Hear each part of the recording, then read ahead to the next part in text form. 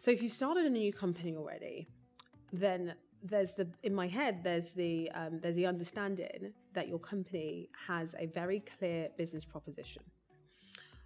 I always like to reevaluate, even if you've started a new company. So I would have step one as reevaluate your business proposition and make sure you are answering a very specific need that your consumers have. So many businesses are started because it's a passion, or because we want to get out of a situation that we're not comfortable in terms of our current work environment or the current business or whatever. Or because we're chasing finance, we're chasing money. But actually, if you are chasing, right? If you're chasing value add, if you're chasing the fact that you want to be impactful to someone's life, you want to leave a lasting impression on that person or that group of people, you will be far more impactful.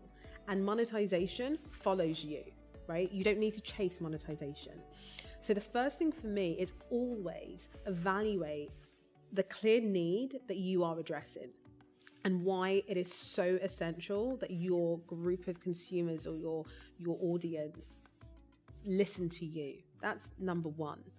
If we wrap the second point into a kind of umbrella term, and I will cover more detail on this in my various blogs and accessible content and what have you.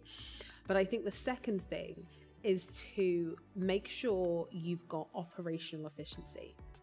It's really easy as you start a business to get excited, right, about doing this thing yourself, and to get excited about being busy, right? Oh, I've got loads of forms to do. I've got loads of people to meet. I've got to start hiring people. I've got to raise finance, all of these terms, right? It's really easy to get carried away at being busy, but actually not being efficient in that. And I tell you, if you can streamline your operations, if you're not the person who is organized, if you're not the person in your group of friends who is the organizer, maybe find a COO. Maybe find somebody who's going to be really efficient for you. Of course, as you grow, but early on, if you can actually start to really think about how you can streamline everything that you're doing so that you do things effectively, you waste less time, you're more to the point or direct with certain operations, that will be key. And I think that the other thing for me, the third thing for me, is financial management. I've probably said this before when I do various speaking events, but I think the key thing here on finance is don't feel as though you need to raise capital.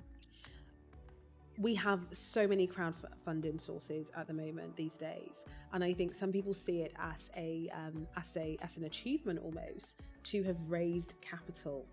Raising capital is a commitment. You need to demonstrate some level of payback to the people who you have raised capital for. And I think also it's not always needed.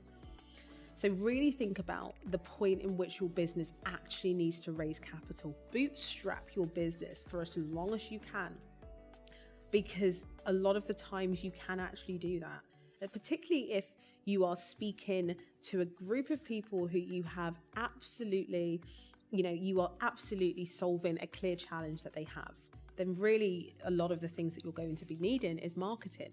And think about the creative ways that you can actually get the word out there as opposed to raising capital to fund marketing, right? So those are probably the three takeaways. Really think about the business value, the business proposition.